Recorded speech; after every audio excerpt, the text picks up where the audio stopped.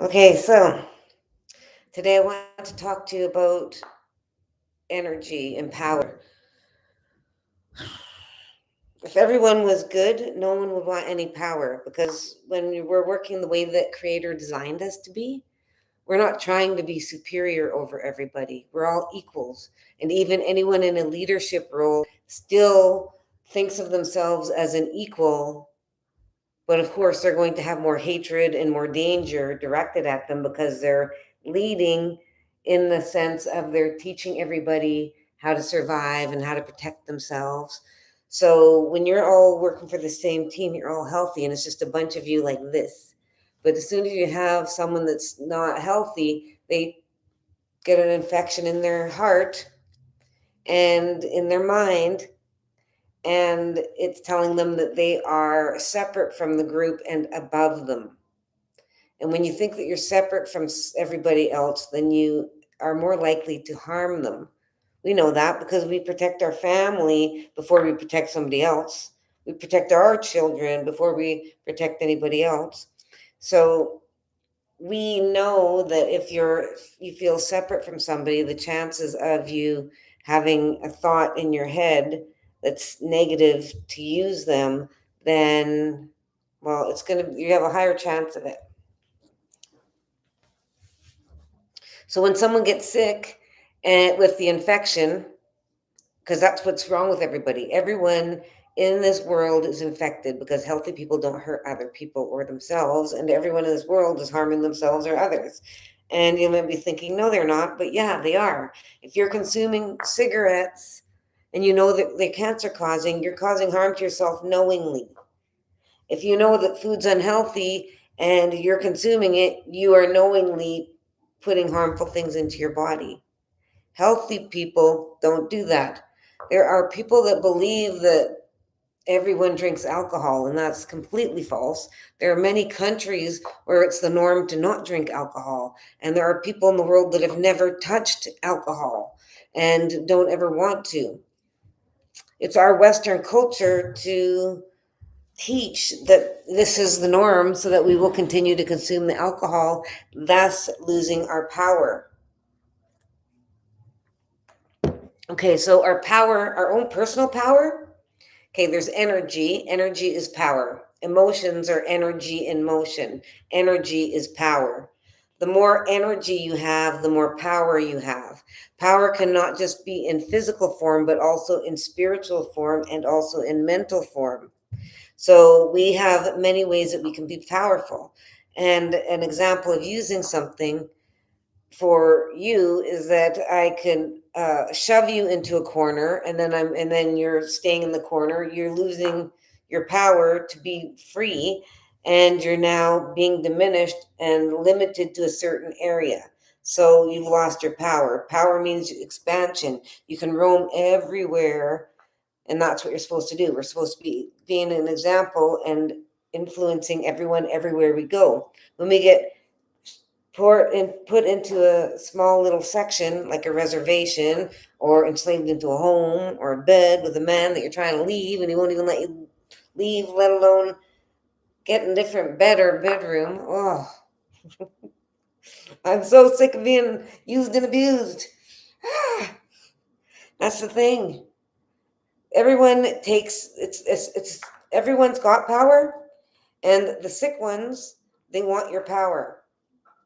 So when you're sick, you lose power. So if the sick want to stay sick, they're going to take your power to give them power again. That's why they need a boost. So when we're healing and growing, we're naturally increasing in consciousness and raising up like helium. But what happens is that bad guys throw things at you like insults and assaults, and that is like throwing clay on you. So it covers your light. If you get lots and your light's completely covered, and that's what their goal is, to diminish your light. They want to throw insults at you so then you think it's real. Ah, that hurts. And then the clay sticks and it covers your light. So it makes your light more dim. So when you have your power and you're healthy, it's light. That's why Jesus Christ talks about being light in the way, because it's light. It lifts up and it's lighter in mass, but it's also light as in bright light. And so when you get infected, you lose your power and it drains you. So this is one of the reasons that they want to find someone to feed off of.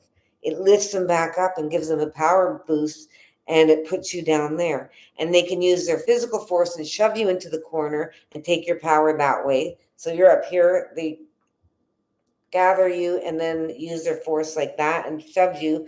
Or they can also use their voice and threaten you, and then you're frozen and you now aren't being free to act the way that you want to because you're scared. You don't know when they're going to hurt you or whatever it is. So people have the ability to use their words to take away your peace and your joy to live because now you're afraid. And so that's two ways that you can force somebody. And in the mental, you can also wish things on people. That's what spells are, and what are spells and voodoos, all of the things where you don't have to have the person hear you at all, and you just think it. And so that is a spiritual attack. And the mind as well, because it afflicts the mind. So these are ways that you can harm others. When you realize that everyone on earth is either one or the other at any given time, and we have the ability to switch from one to the other if we got an infection in it, we have the ability to show the infection to everybody or show our good part.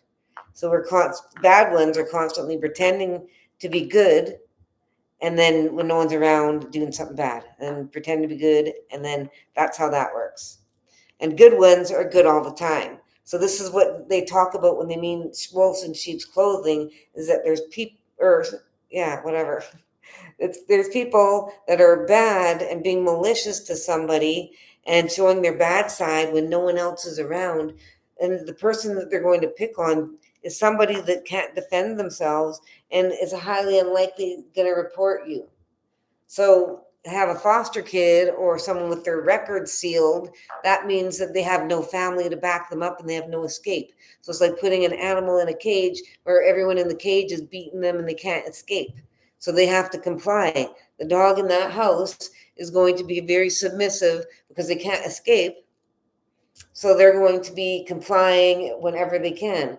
But is it the dog's fault if they're abused their whole life and every once in a while they snap and fight back?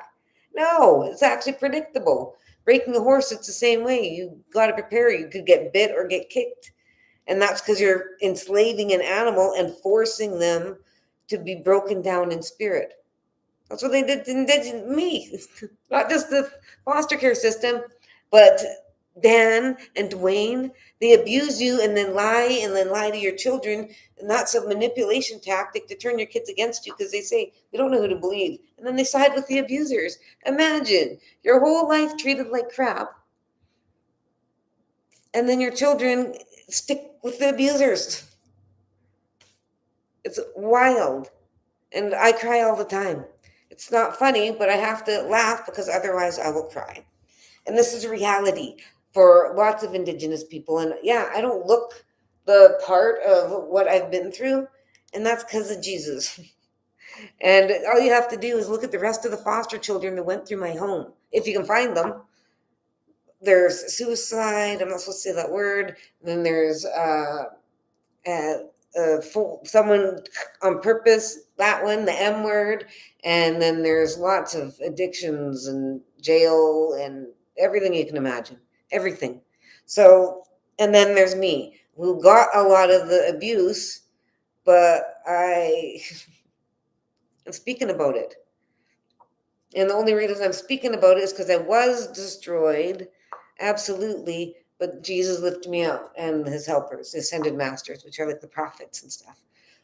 So what happened was I had power at birth, and as I'm growing, everyone was mean. Every person would sling their clay at me, making me heavier and heavier and harder to stand up. And they would take my power, and they all silenced me, and they all stuck together.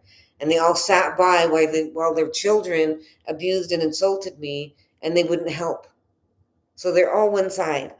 And so that is a sickness against me, trying to stay afloat. And that's what made me super resilient and strong, is that I didn't know, because I had nobody. I was completely by myself, so I had nobody to soothe me or comfort me or let me express any opinions about anything, about being brown, nothing. I had nobody. When you understand this, the impact of this is huge, because it didn't give me anyone to let me cry or anything. So what would I have to do? Carry on. I had no choice. I didn't know. If I knew there was an opportunity to go and hide in the corner, I used to cry under the bed, I get in trouble. So then I go and cry in the closet and I get in trouble. I wasn't allowed to cry, ever. I even went outside one time and cried outside because I wasn't allowed to cry in the house. And a stranger found me, brought me in the house, and then I got punished for crying outside. This is the kind of upbringing I had. It's cruel punishment. It's sick and twisted because it was maliciously done. The government takes you from a home and seals your records, then you can't go back. That's what that is, sealing your record. Till the age of 51, that's a problem. Just because I have my family now doesn't mean that we're like this. It's not like that at all. They're strangers, but every day it gets stronger. And they're cool strangers. But it's not, what's the damage is the damage. And the Canadian government did it on purpose, and it was to take away your power. Your power not just lies in your own physical strength and your body and your mind and your spirit, but also in those that your family. Because if someone's not going to mess with you, because if you have a big family, that's a powerful family. You're not going to mess with that one. So that's why they destroyed us. That's why they separated us. And that's why we have alcohol and stuff. And it's normal for anyone that goes under severe trauma that has no safe space, like a dog in a cage.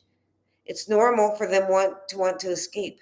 It's an escape because it makes you joke about something else, so that it takes your mind off of what's happening.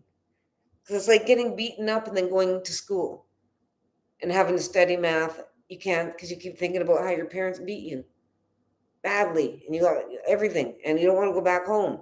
It's constantly on your mind. And when it happens 24/7, relationship, childhood, everywhere, then you don't have any safe space. You don't have any time to go like this. There's no resting. You're a freaking soldier. Soldier? I'm a warrior.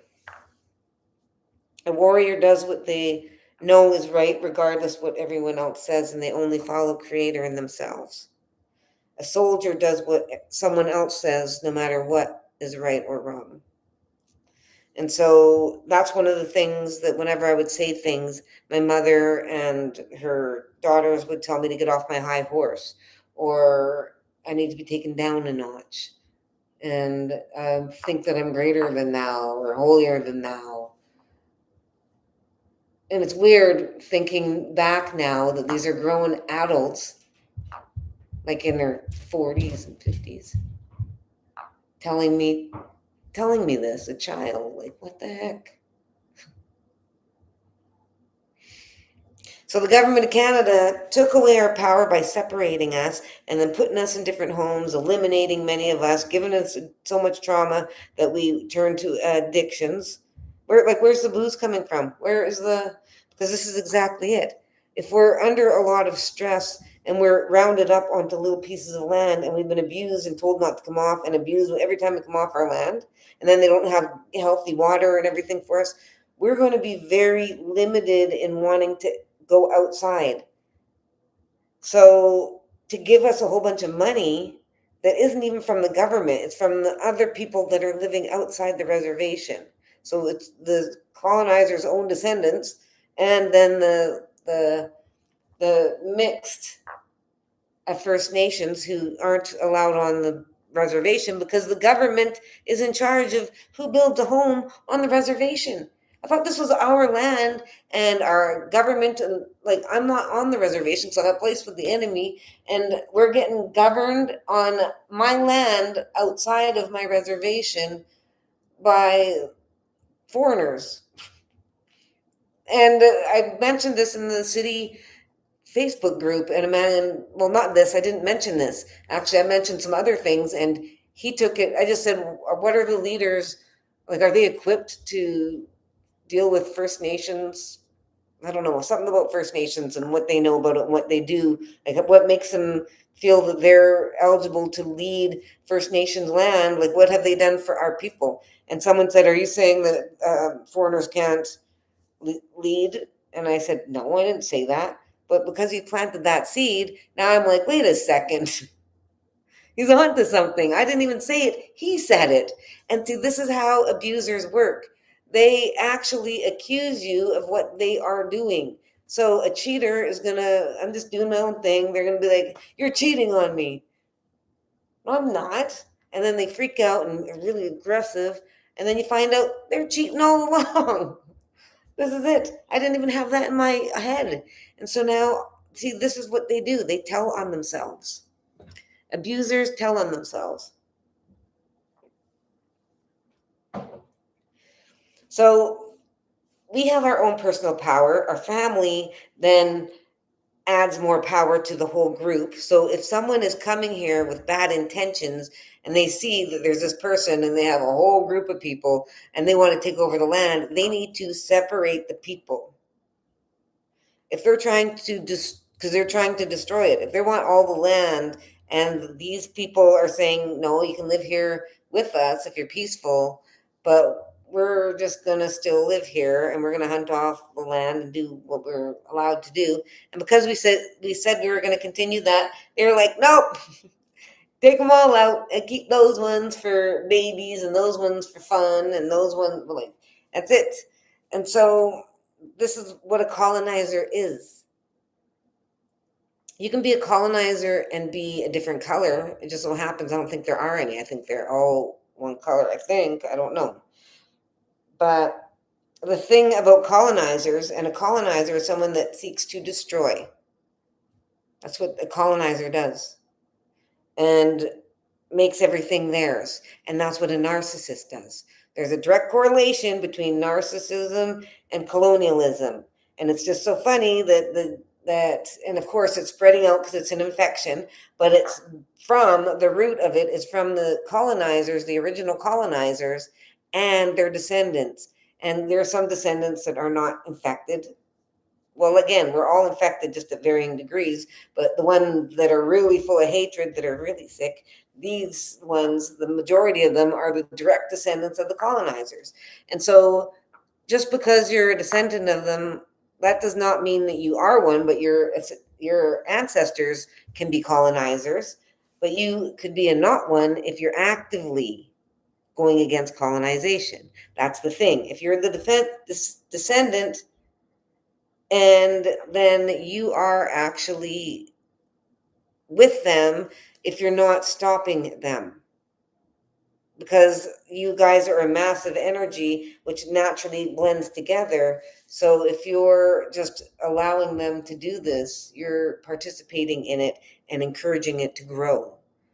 So when you understand that you are powerful in many ways, but one of them is that whatever you decide to join, whether it's a workforce, like a company, or a partnership with a spouse, whether it's with children or not, anytime you make a connection with somebody, you are using your power to amplify whatever it is that they're doing. And this is why you need to be very sure that you're not matching up with someone with bad intentions. So of course they're going to lie, but a lot of them, when you look in their eyes and ask them what their intentions are, they aren't able to lie while they look in your eyes. So always ask what their intentions are before you get into any agreements with people. And so you also need to remember not to just force yourself into other people agreeing with you, because there are a lot of people that are so severely abused that they will agree just to avoid conflict.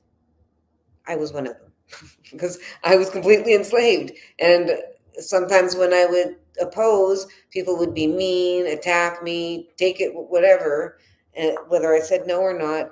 So it was a Russian roulette of who I was, reading the room, what my what my escapes were. And so that's the sad reality.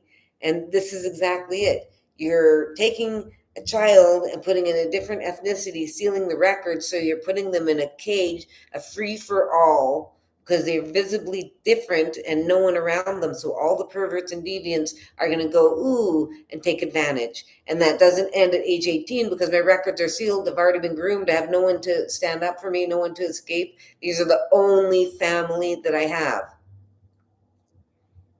So, and we're severely abused. You don't trust anybody. So going out in the world is terrifying.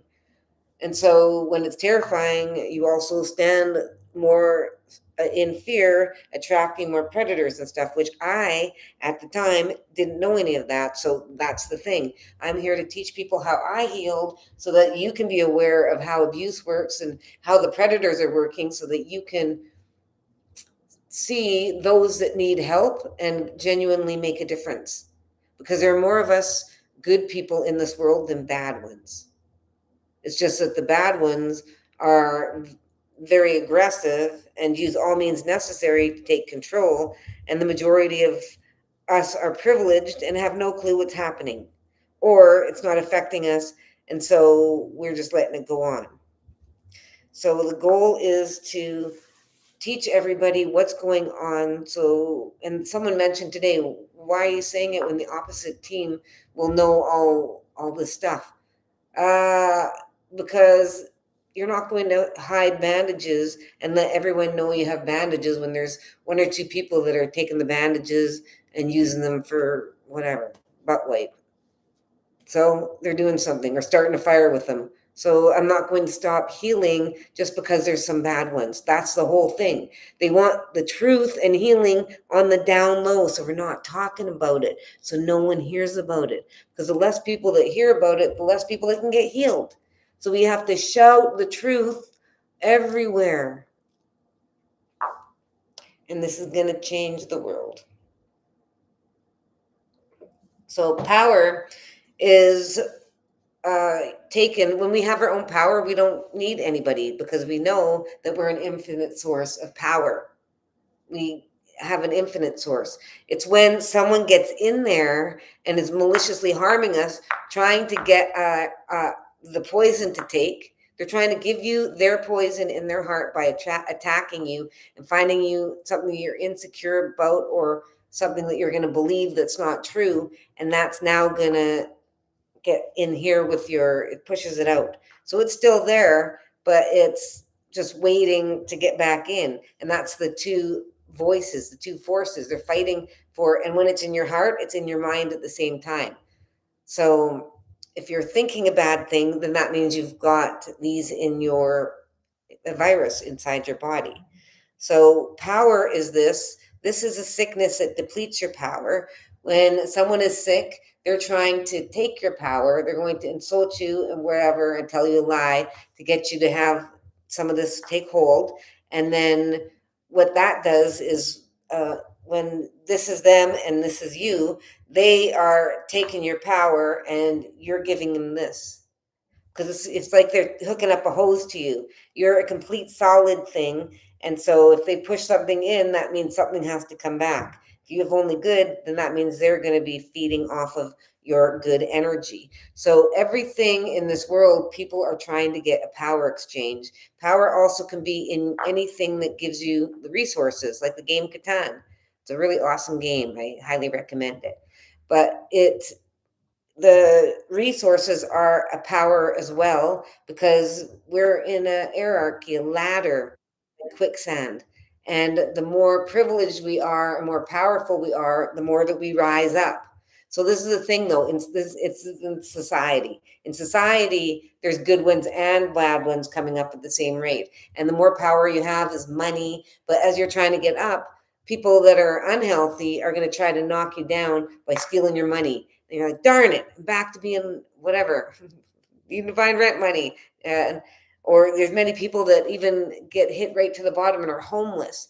So that's taking your power. Someone stealing from you your money, that's taking your power. Someone insulting you, taking your power. Because when you're working for Creator, you're a flame of a light, a good flame.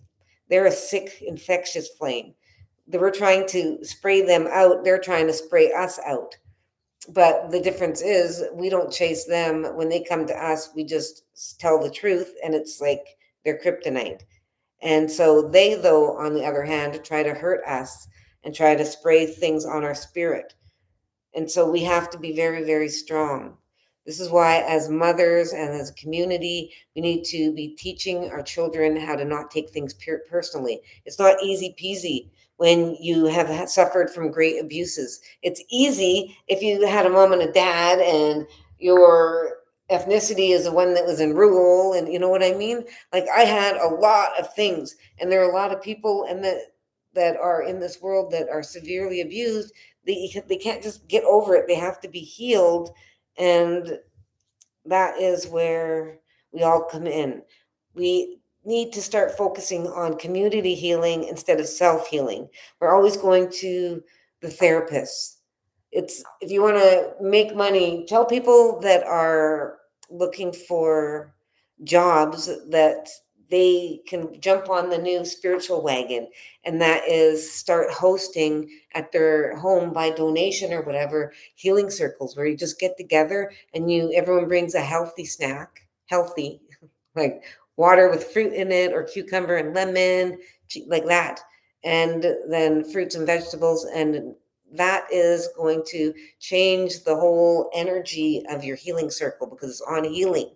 And so you want healthy food. And what that's going to do is people are going to, it's going to build community. It doesn't cost anybody money, but they can give you a little tip jar. But then everyone's bringing snacks so you can sit for an hour and take turns and talk about a theme or whatever.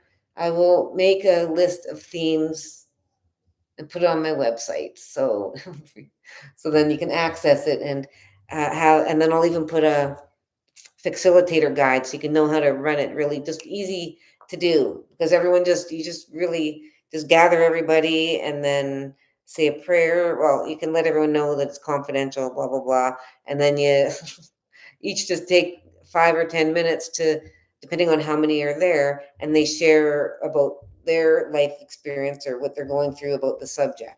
And then so then everyone gets a turn, and then at the end everyone sits for half an hour and talks and just has a social, and that way it starts healing us and doesn't cost us money, and it's building us community, strengthening us as a humanity. So we need to go back to the ways that we were, which is community based.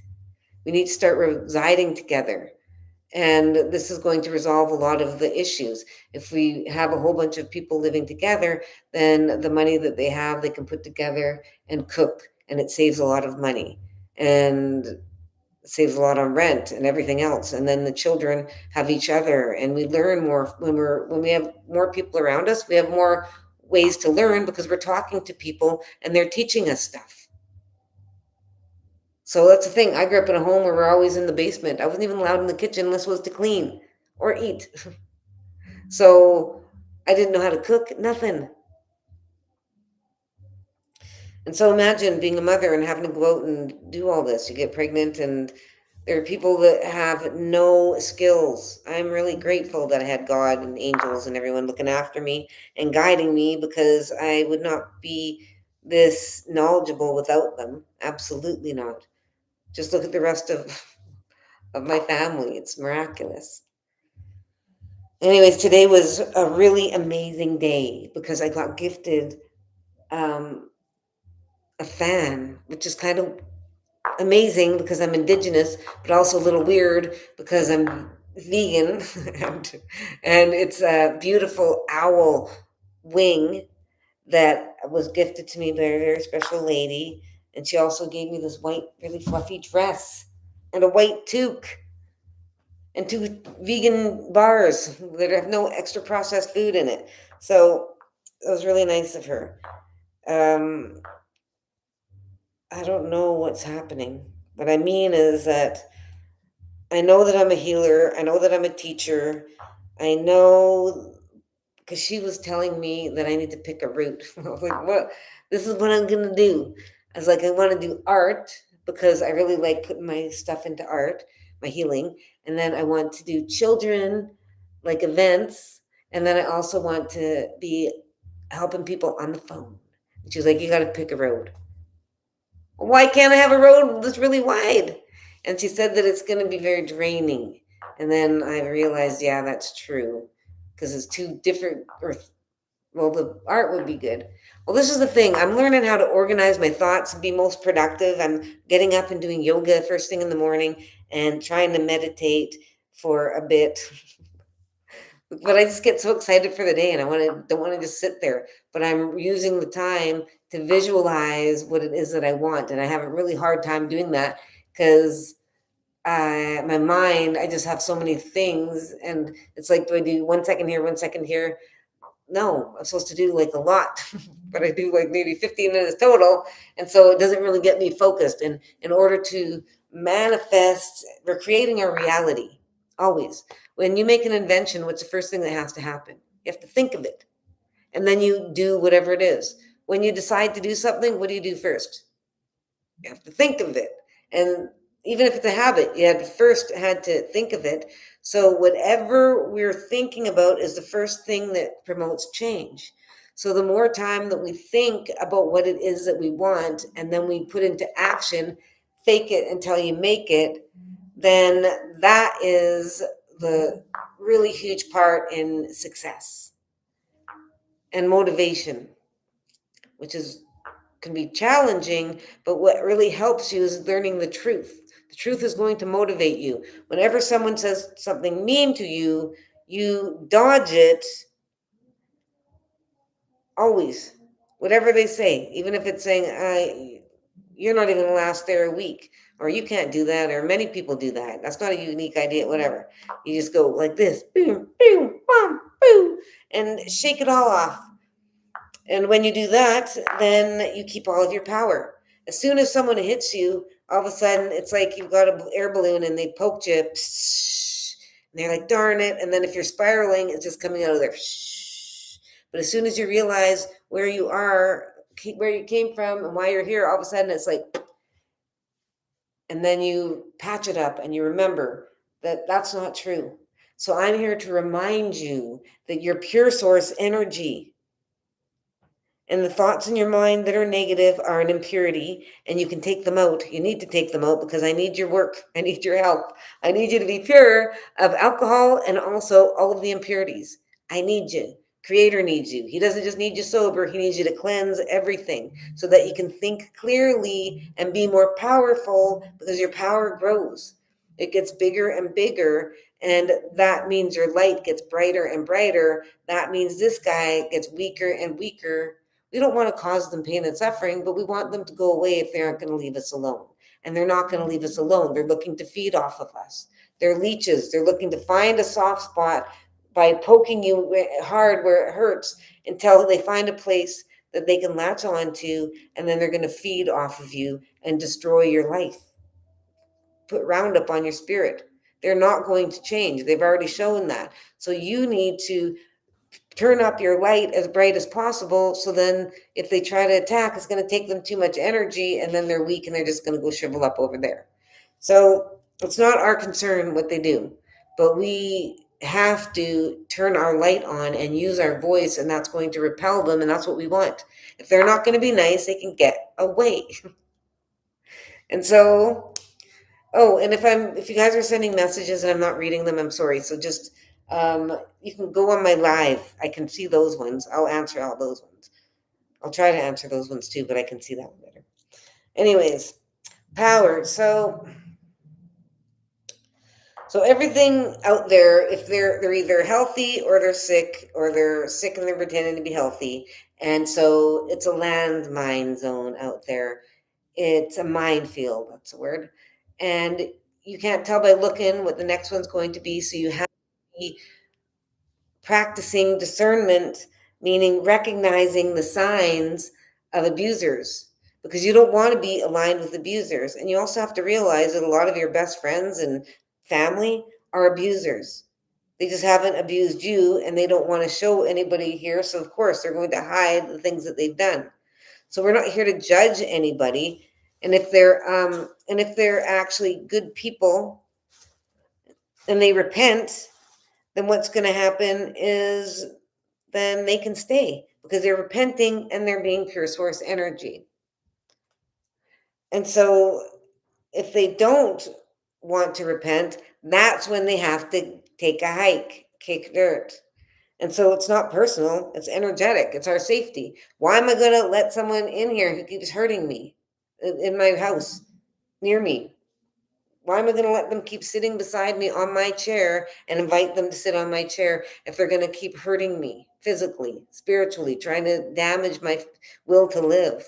Why? I would never. You don't live with people like that. You don't stay with people that abuse your children unless you're enslaved. And what they did to me was cruel. What they did to my children was cruel. And they lie about it. They lie about doing it. And they all stick together and they all know that they all did it. And so, of course, I couldn't do anything at the time. Everyone has a past, lives, and the karmic past, it's duality. These things are layered. Yeah, layered like an onion, like in Shrek.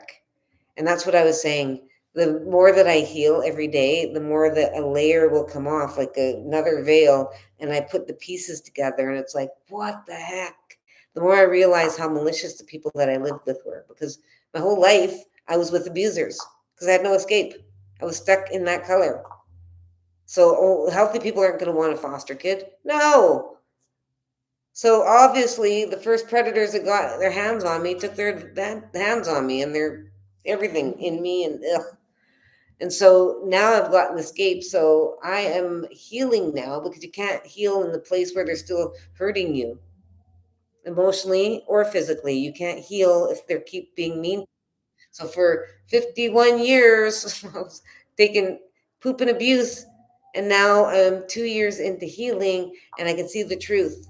And everyone has duality, yes. But when people are malicious and they won't stop and they're lying about it and it's still destroying lives and relationships, that's when it's a problem. So also, that's what revelations are.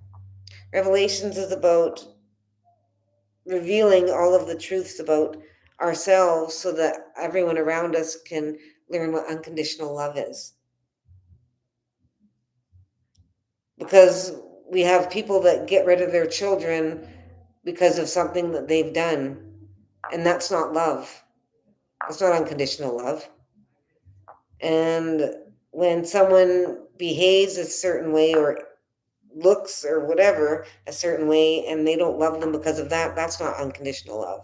So the point of revelations is that the truth of how full of hatred people are is coming out, so then everyone gets to see the truth of who they are, their dark side. And when that happens, everyone gets to have a choice. Are we going to shun them like we shun the innocent person, which is wrong? We're not supposed to be doing that to the guilty people. Because we can't destroy anything, but we can transform it. And so just like we were in the darkness and came out, these ones can be too. But if they're physically harming us, then we just push them out energetically. We don't have to harm them. And that's the thing. The Usually it's men that are causing the violence and stuff, usually. Of course, there's going to be exceptions because there's billions of us. That means that everyone's different, so that means everyone's going to fall on a different part of the scale because they're separate from each other. So there's going to be worse people and there's going to be better. And so the majority of our aggressors are men. And so they're the ones that usually cause all of the harm, the death, and destruction, the violence, and the abuse. So this is why it's necessary for us to strengthen our body, mind, and spirit. And then we need to separate the women from and the children from the men. And of course, they're not going to like it, but this is how a matriarchy is run. We live communally, women and children together, and that keeps them safe and protected. Is this working for us, the patriarchy? No. Look at the statistics. We're dying at an alarming rate. And if you don't want to talk about the other ethnicities, fine. I'll just talk about my own. Murder missing Indigenous women. We go missing at an alarming rate. If you guys don't want to join in, you don't have to. But for Indigenous people, if you're going to say who died and made you queen, actually, I guess say Jesus. I don't know.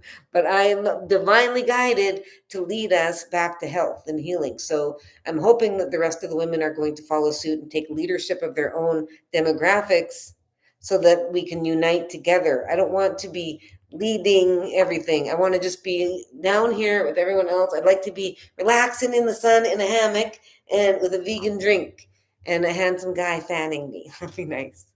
But no, I got to do this for you guys. So a little bit of teamwork would be nice. I don't want to be the leader. I don't want to be, you know, more.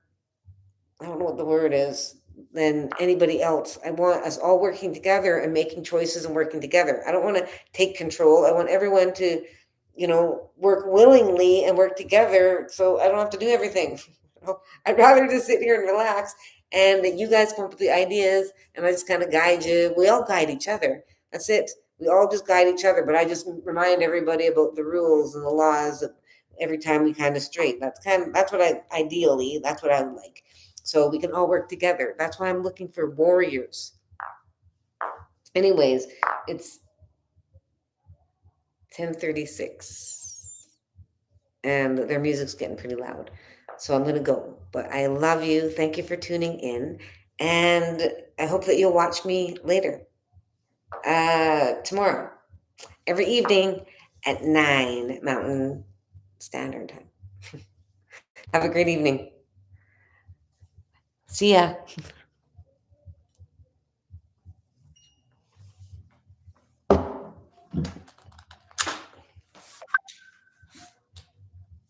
Oh, darn.